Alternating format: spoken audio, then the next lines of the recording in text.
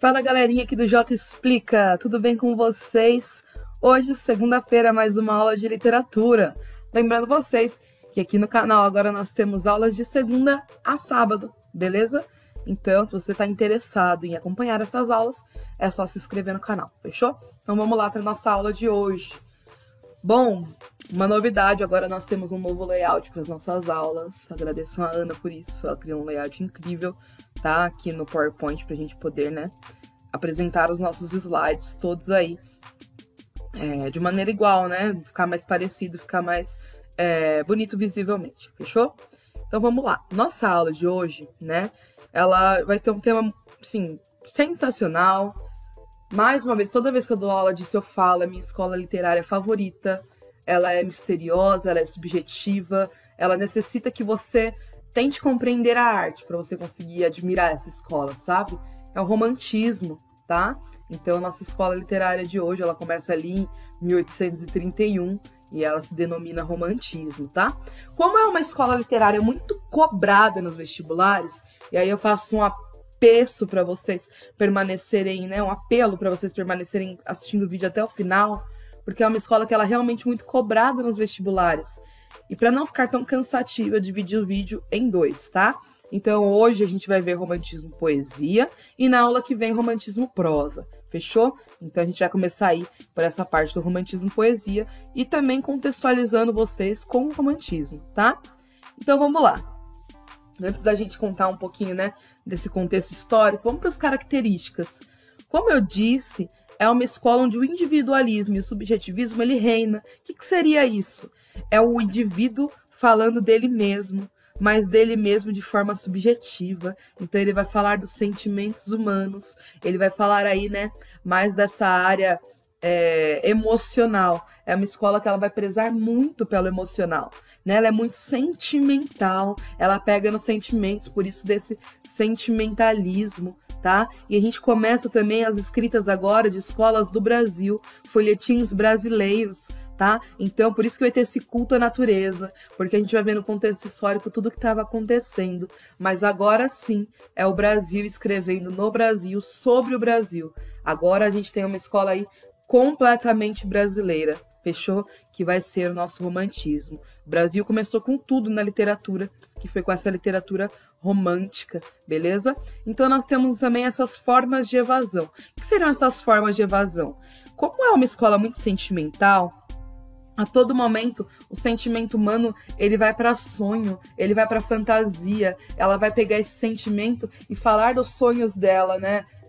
Os autores pegam os sentimentos e falam dos sonhos deles, fantasiam o presente, o futuro, eles relembram do passado, estão sempre tentando aí essa evasão para outros momentos, porque o agora nunca é tão bom quanto foi o passado, e meu futuro talvez não seja legal também. É uma coisa bem sentimental, é um sentimentalismo muito pesado, tá? Por isso que é necessário, para você entender aí os textos românticos, você realmente ler com o coração, porque é um texto que ele vai prezar muito, muito, muito pelo sentimental, beleza?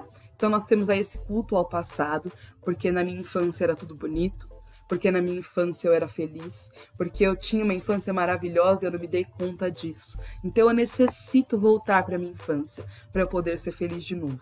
É essa coisa bem pessimista, né? Bem cético mesmo, essa coisa aí da pessoa que todo momento o presente dela nunca tá bom. Isso a gente vai ver bastante na segunda geração, beleza? E aí nós temos aí essa liberdade artística agora no Brasil. Não vai ser preso lá aqueles textos belamente estruturados, prezando muito pela estrutura e pouco pelo conteúdo. Agora não. Agora a gente vai ter textos que também prezam pela estrutura, não são textos mal escritos, mas que vão pegar melhor ali na parte do sentimento, beleza? Então, o conteúdo ele vai falar mais alto, tá? E aí nós temos aí como contexto histórico, né? Na Europa e no Brasil, nós tínhamos acabado de proclamar independência. Então, se nós antes éramos colônia de Portugal, agora não mais. Agora Brasil é Brasil país. Isso explica muito dessa questão da paixão nacional, porque agora o Brasil ele é livre. Se o Brasil é livre, eu vou escrever sobre o meu país. Eu vou escrever sobre as belezas do meu lar. O meu país é bem mais bonito que aquele seu, então eu vou escrever sobre ele. Eu vou amá-lo, porque é o meu país, é onde eu nasci, é onde eu sou feliz. Então essa proclamação da independência vai trazer para o Brasil, né, para os escritores, uma questão assim de justamente escrever com paixão sobre o país, tá? Isso era lá em 1800, então o patriotismo ainda era muito grande. Então eles queriam colocar isso aí nos escritos, tá? Lá na Europa nós estávamos tendo a Revolução Francesa, né? Ela chegou a acontecer um pouquinho no Brasil, mas assim, Revolução Francesa. O que significava essa Revolução Francesa? Aqueles ideais que a gente já conhece de liberdade, igualdade e fraternidade. Esses ideais se espalharam e todos queriam, né? Essa questão de falar sobre liberdade, sobre igualdade e sobre fraternidade. Queriam trazer isso também para a literatura. Isso não foi 100% trago para a literatura, tá? Mas a gente tinha aí ainda uma coisinha de liberdade, de uma liberdade na escrita, beleza? Nós temos também, né, a ascensão à burguesia. A partir daí, né, as escolas literárias vão ter sim ascensão à burguesia, né? Os indivíduos eles passam a externar os sentimentos e as visões críticas, beleza? Então a gente passa a ser mais críticos com a visão da sociedade, né? A gente vai ver na próxima escola literária o realismo, que ele é justamente apenas isso, tá? Nós temos também a chegada da família real no Brasil, então é uma questão que pega, porque aí a burguesia acaba aumentando, e com o aumento da burguesia a gente tem mais escritos, porque, querendo ou não, ainda não era uma coisa tão igual, tá? Então a burguesia sempre tem mais privilégio, e por este privilégio a gente tem as obras que eram escritas para a burguesia ler. Se tem burguesia para ler, nós temos mais obras, então é basicamente isso. Então, essa chegada da família real no Brasil vai melhorar aí essa questão de ter para quem escrever. Se não tivesse quem lesse, os escritores não iriam escrever e a gente não teria essa literatura. Agora já não, nós temos essa literatura justamente por isso, tá? Além disso tudo, nós temos também novos valores. Então, com isso tudo que aconteceu, isso tudo que está escrito aí, que eu não vou adentrar um a um, né? Nós temos também os novos valores. Então, com tudo isso, nós temos um novo sentido de vida, nós temos a livre iniciativa escrita, agora sim nós temos pessoas estudadas para poder escrever, todos, né, que escreveram, estudaram normalmente fora, mas nós já tínhamos, né, escolas sendo criadas aqui no Brasil. A capital do Brasil na época era o Rio de Janeiro, beleza? Então as pessoas, os artistas em geral, passam a ter liberdade por isso. Tá? Nós passamos a ser seres mais individualistas, então, com tudo que aconteceu sobre Portugal e Brasil, criou-se aí um ideal de ser mais individualista, não pensar tanto nos outros e passar a se voltar mais para os seus sentimentos, beleza? É basicamente isso. E o fim das barreiras. O que seria esse fim das barreiras entre classes? É a sociedade tentando aí, de alguma forma, se equiparar, né? Como é que eu posso dizer? Se igualar uma sociedade com a outra, né? Os ricos com os pobres. Isso, obviamente, não aconteceu, não acontece nem até hoje, quem dirá lá em 1800. Mas nós temos aí essa... Desculpa, galera, caiu meu celular aqui. Essa vontade aí de botar o fim nessas barreiras de classe. E nós temos um aumento no nosso público leitor, como eu já comentei anteriormente, tá? Esse aí é um pouquinho do contexto histórico. Gente, a apostila que eu preparei para vocês, tá lá no grupo, tá completíssima. Então, se vocês precisarem de algum material de apoio, a apostila tá perfeita, beleza? E aí o romantismo ele vai ser dividido em 3 partes, tá? Como assim ser dividido em 3 partes? 3 gerações, né? É uma escola que durou aí por muito, muito, muito tempo. Foi quase um século de romantismo, beleza? Então o Brasil ele estava evoluindo muito rápido, como eu disse. A literatura ela acompanha essa evolução. Então a gente vai ter aí 3 gerações que acompanham os pensamentos da época. Como eu disse, né? Nós estávamos aí num tempo onde o Brasil estava proclamando sua independência, então nós temos um tempo onde falar do Brasil era bom. E aí nós temos essa primeira geração que é claramente isso, é exaltar o Brasil, exaltar o que o Brasil é, exaltar o nosso herói nacional, que seria o índio, exaltação da nossa pátria. Então nós temos essa primeira geração, que é o indianismo ou o nacionalismo também, né? As duas podem ser encontradas, que aconteceu lá de 1836 até ali 1852, tá? Na segunda geração, a gente já tem mais uma influência europeia, tá? Tinha acabado de ser publicado, né, um romance chamado Sofrimentos do Jovem Werther, né, de Goethe, né? E aí o cara... Goethe ou Goethe, tá, gente? A gente ouve falar das duas formas. O livro foi banido porque o cara escreve sobre os sentimentos de um menino. Ele externa a força que tem uma paixão. Naquela época, o livro foi banido porque as pessoas estavam morrendo de amor. Mas assim, não é morrendo num sentido figurado, é morrendo literalmente. Esse amor doía tanto que eu necessitava de uma vida boêmia.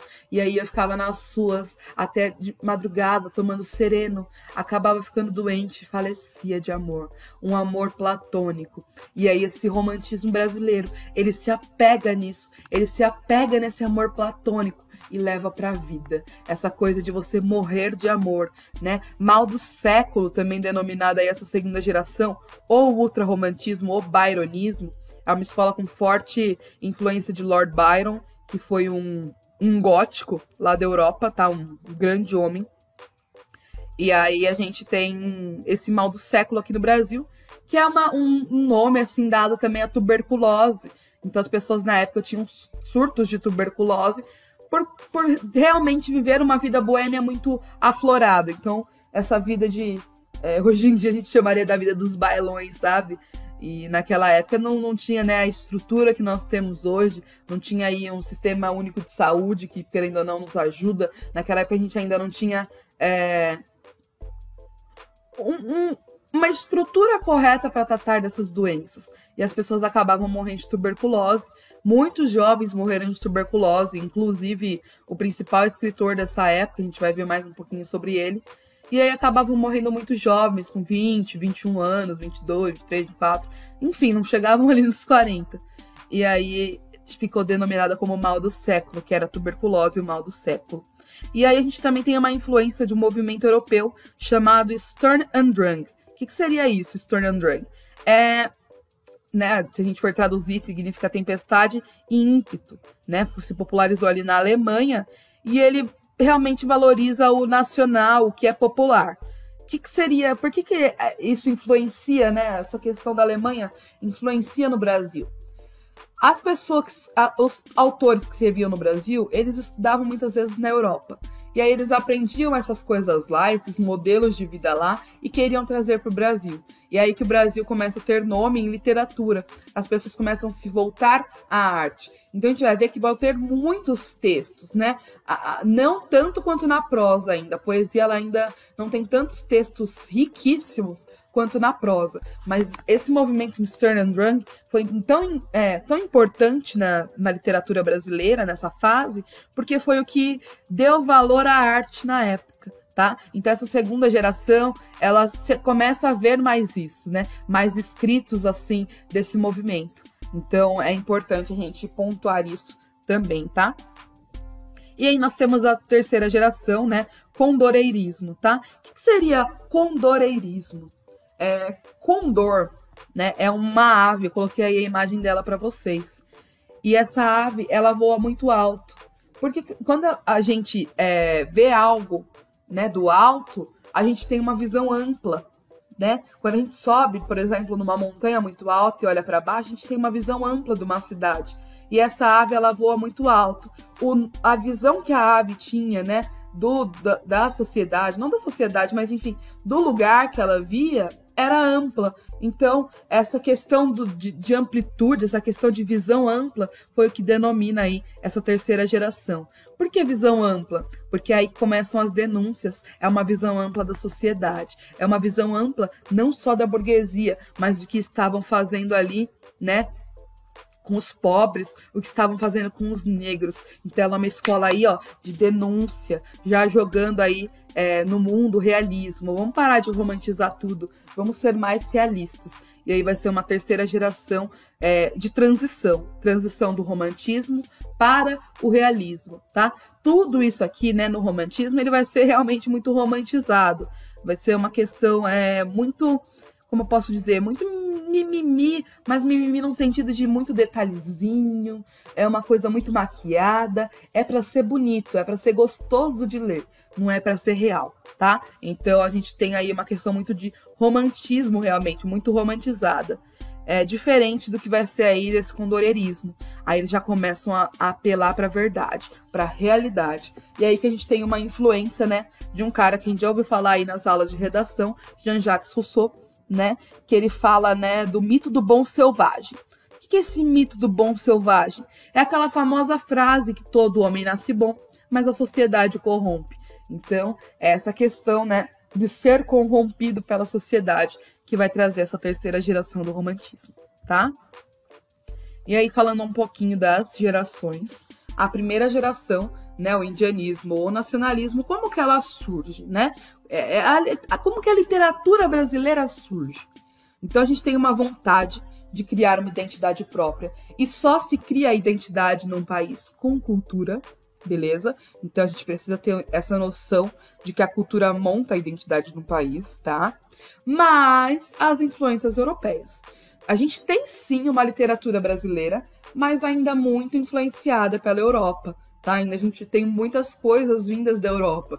Então a gente coloca aí o índio como nosso herói nacional, mas a gente vê que o índio ele parecia mais um europeu loiro do olho azul do que um índio. Mas não deixa de ser uma literatura brasileira. E aí que o romantismo chega no Brasil com o indianismo, tá? Essa vontade de criar uma literatura brasileira, mais as influências que a Europa nos presenteia. Aí a gente cria, né, o romantismo, tá? O realismo, no caso. E a gente tem algumas coisas, né? O índio vai ser o herói nacional. E nós temos também essa saudade da pátria. O que seria, né, essa saudade da pátria? Como assim saudade da pátria se são brasileiros? Gente, como eu disse, os brasileiros, eles estudavam na Europa. E aí, quando a gente fica muito longe de casa, a gente tem sim saudade do nosso lar. E aí eles escreviam sobre o Brasil. Por isso essa saudade da pátria, morando na Europa, com saudade do Brasil. Porque a minha terra é que era lugar de verdade. E a gente tem essa questão aí, dessa saudade da pátria, porque eu tô longe da minha terra e eu preciso exaltar a minha terra, porque ela é bem melhor do que esse lugar que eu tô vivendo. E a gente vai ver muito isso, né, dentro das poesias da época, dentro dos escritos da época, tá? A natureza, né, o Brasil, uma terra riquíssima em natureza, naquela época mais ainda, né? Então eles escreviam sobre isso. A religiosidade. O Brasil ele se tornou, né, querendo ou não, naquela época um país católico. Então as pessoas escreviam sim sobre essa religiosidade, beleza? E o amor impossível. Esse amor impossível ele vai acompanhar o romantismo inteiro, tá? O amor ele sempre vai ser essa questão platônica. Mas o platonicismo a gente vai ver mais na segunda geração. Nessa vai ser impossível mesmo. Como assim impossível? Olha a imagem dessa Índia que eu coloquei aí do lado. Essa Índia, né, ela é um quadro chamado Iracema. Iracema foi um livro de José de Alencar, a gente vai ver isso em prosa, dessa Índia chamada Iracema, Índia dos Lábios de Mel. E aí a gente vai ver a história de um português que se apaixona por uma índia. Só que essa índia não pode se apaixonar por um português, porque ela é índia, ela tem que honrar a tribo dela e se casar com outro índio. E ela acaba renegando a sua tribo para ficar com o português. Mas é um amor impossível, isso não vai dar certo. Ele é um homem branco e ela é uma índia. Sabe, essa coisa aí de um amor mais impossível. E aí elas têm um filho chamado Moacir. Enfim, a gente vai ver isso no próximo vídeo.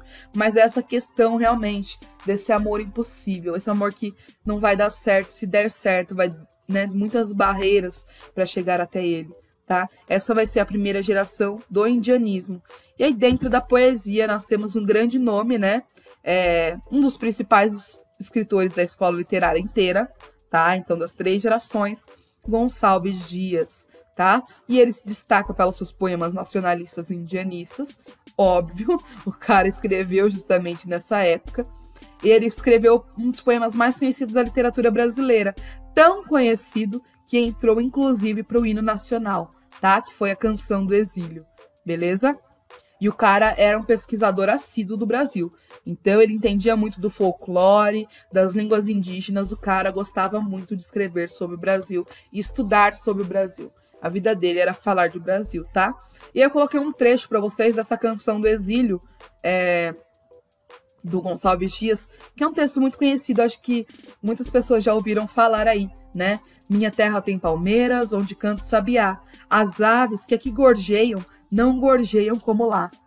Nosso céu tem mais estrelas, nossas várzeas têm mais flores, nossos bosques têm mais vida, nossa vida mais amores.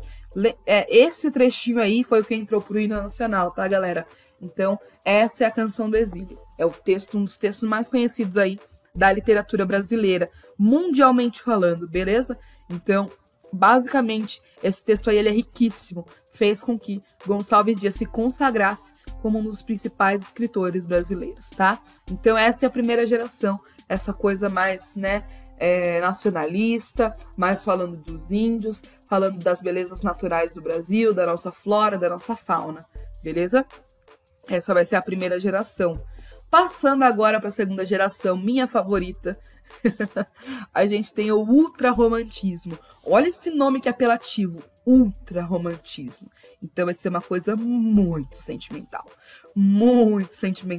mesmo, tá? Então ele vai ser influenciado aí por Lord Byron, tá? Um cara aí que escrevia muito sobre o romantismo gótico, com esse amor à morte, esse apelo ao sofrer, essa coisa que a gente conhece mesmo como os góticos, sabe? Essa coisa muito sentimental, essa coisa, né? A gente conhece como gótico, a pessoa normalmente usa preto e fica no cemitério.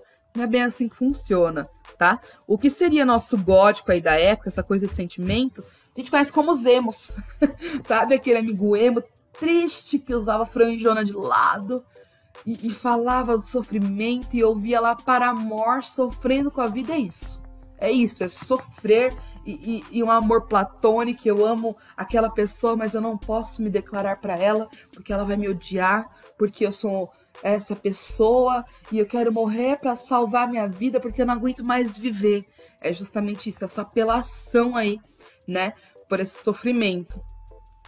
A gente tem aí também uma vida boêmia, perdão pela separação silábica ali agora que eu vi, tá? Mas essa vida boêmia, esse pessimismo e morte. Então a vida boêmia que eu digo aqui é justamente essa vida de noitada.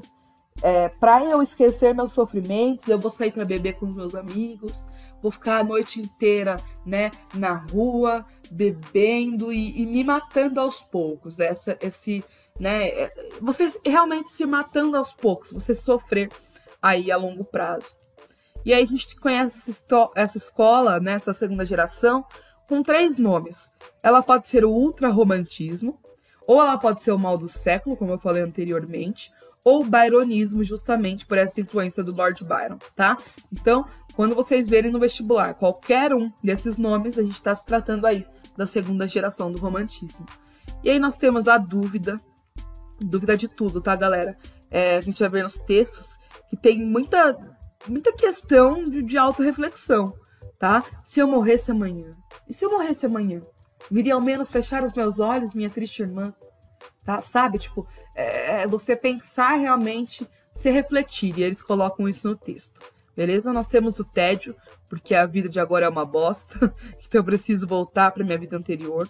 Nós temos a orgia, aqui nesse caso, não orgia no sentido, né, sexual, mas uma orgia de pensamentos, uma orgia, né, de sofreres. Beleza? Nós temos a morte, a exaltação a essa morte e a exaltação à infância. A gente precisa entender que para eles não era que era bom anteriormente, nem que vai ser bom no futuro. É que agora não tá bom. Então qualquer um dos dois ali tá ótimo. Não sendo agora, eu morrendo eu vou ser mais feliz, ou eu voltando a ser criança eu vou ser mais feliz. Porque minha vida agora tá muito ruim. É basicamente isso. Esse sofrimento a todo instante, tá? Esse ultrarromantismo, como o nome já diz. E aí nós temos o grande nome de um garoto aí, de 22 anos, quando ele falece. Um garoto que morreu muito novo, de tuberculose, Álvares de Azevedo, tá? E ele é o maior escritor aí desse ultrarromantismo brasileiro. Ele escreve um livro chamado Lira dos 20 Anos, neste livro, Lira dos 20 anos, é separado na face Ariel e Caliban. O que é essa face Ariel e Caliban? Bah, vocês sabem a Yin Yang, aquele símbolo que a gente conhece, que metade dele é branco e metade é preto? É basicamente isso. Metade do livro dele é uma coisa mais angelical, uma coisa mais boazinha, falando de infância, exaltando a menina dele como um anjo, sabe? Essa coisa mais, né, fofa, melancólica, enfim. E a segunda parte desse livro vai ser uma coisa mais pesada, falando de morte. Se a mulher antes era um anjo, aqui ela vai ser o demônio que me faz sofrer. E eu vou beber para esquecer isso. Vai ser uma coisa mais pesada, uma coisa mais apelativa à morte, ao sofrer. Por isso a gente conhece aí essa Lira dos 20 anos como o livro que se subdivide em face Ariel e Caliban, tá? E ele explica isso, né, na primeira parte do livro dele, logo ali no comecinho, na introdução. E eu deixei para vocês escrito isso lá no nosso arquivo, beleza? E a gente tem um trecho desse poema dele, um dos mais conhecidos, que se chama Se Eu Morresse Amanhã, né? Se eu morresse amanhã, viria ao menos fechar os meus olhos, minha triste irmã. Minha mãe de saudade morreria se eu morresse amanhã. Quanta glória precita em meu futuro, que a aurora de cor vir e que amanhã eu perdera chorando essas coroas, se eu morresse amanhã. E a gente tem esse texto aí falando de morte, falando de apelação, que demonstra muito bem o que é o romantismo nessa segunda geração, tá? Então é basicamente isso. É a escola mais, como eu posso dizer, subjetiva que existe, né? Nenhuma vai apelar tanto para os seus sentimentos como foi o romantismo. Por isso que é a minha favorita. E a gente tem a terceira geração, né? Que vai ser essa coisa mais de denúncia, que é o condoreirismo, como eu já expliquei, né? Influenciada ali pelo pássaro, o nome. E aí ela vai ter uma visão mais social, tá? Então ela vai apelar para essa visão dos escravos, essa visão mais, né, denunciativa, beleza? Tem essa visão ampla do mundo, então não vê só o lado da burguesia, já está em transição para o realismo, então já começa a ver a sociedade, tá? Vai denunciar a escravidão. O Brasil aí passou uma vergonha, sendo um dos últimos países a abolir a escravidão. Então, vai apelar para isso, vai falar, tá errado isso, vai escrever sobre isso, né? A gente tem o principal texto dessa fase do romantismo, chamado Navio Negreiro, do Castro Alves, e ele vai denunciar justamente essa questão da escravidão. E a gente começa a sair desse amor platônico e entrar no amor erótico. Quando eu digo amor erótico, eu não tô falando que você vai pegar um texto e vai ler uns 50 tons de cinza. Não, mas vai falar ali já de beijos, de toques, tá? Coisa que antes não tinha em texto literário, beleza? Agora sim a gente já começa a ter aí textos falando de beijos, de toques no corpo da mulher, né? Descrevendo ali uma noite de amor, tá? Então a gente tem aí esse erotismo. E é uma escola de transição. Então aqui a gente já está em transição do romantismo para o realismo. Então a gente vai perceber que tem textos, isso principalmente na prosa, que a gente lê e fala, ué, mas isso aqui ainda não é realismo? Como assim? Porque é realmente muito parecido, tá? E a gente tem esse homem, um grande nome, né, o chamado poeta dos escravos, porque ele denunciava realmente essa questão da escravidão, tá? As poesias mais conhecidas são marcadas pelo combate à escravidão, como o Navio Negreiro, que é a mais conhecida. É o mais libertário dos românticos, então ele é o cara que escreve realmente para denunciar, saindo aí dessa coisa mais idealizada e passando a escrever algo mais real, tá? Participava de ideais democráticos, isso na época era algo muito difícil de se ver, então a gente tem aí Castro Alves fazendo esse papel dentro da literatura, e foi um poeta de transição entre o romantismo e o parnasianismo. Como assim? Não era realismo? Gente, a poesia e a prosa, elas se desacompanham. A prosa, ela vai para o realismo. A poesia, ela vai mais para o parnasianismo, para o naturalismo, para o simbolismo, tá? Mas a gente vai ver mais para frente. E aí o cara escreve o Navio Negreiro, que ele é justamente esse texto aí, denunciando a escravidão, tá? Então, um trechinho só para vocês. Era um sonho dantesco. O tombadilho das lucernas vermelhas, o brilho, em sangue a se banhar, tinir de ferro, estalar de açoite, legião de homens negros como a noite, horrendos a dançar. Gente, ele fala aí do tinir dos ferros que eram usados para amarrar os escravos, né, para prender os escravos ou para bater nos escravos. Estalar de açoite, né, o estalar do chicote, chicoteando os escravos. Então, querendo ou não, é um texto muito pesado. Ele fala de sangue, ele fala de dor, e ele usa até a mesma palavra horrendo, né? Então, algo aí realmente muito pesado para a época, tá? Então, essa escola aí já transicionando para, né, dentro da poesia, para o parnasiano. Depois a gente vai ver que parnasiano é uma escola estética, mas enfim, transicionando aí para algo mais real, beleza? Basicamente é isso, eu espero que vocês tenham entendido, ficou uma aula meio grande, eu sei, mas é que o romantismo, ele é uma escola aí muito rica, e é a escola brasileira, né, galera? Então eu espero que vocês tenham entendido, eu espero que vocês tenham gostado, é uma escola muito cobrada nos vestibulares, então estudem bastante. Lá no meu material eu deixei algumas questões para vocês sobre a poesia, na aula de prosa eu vou deixar só questões sobre prosa, enfim, basicamente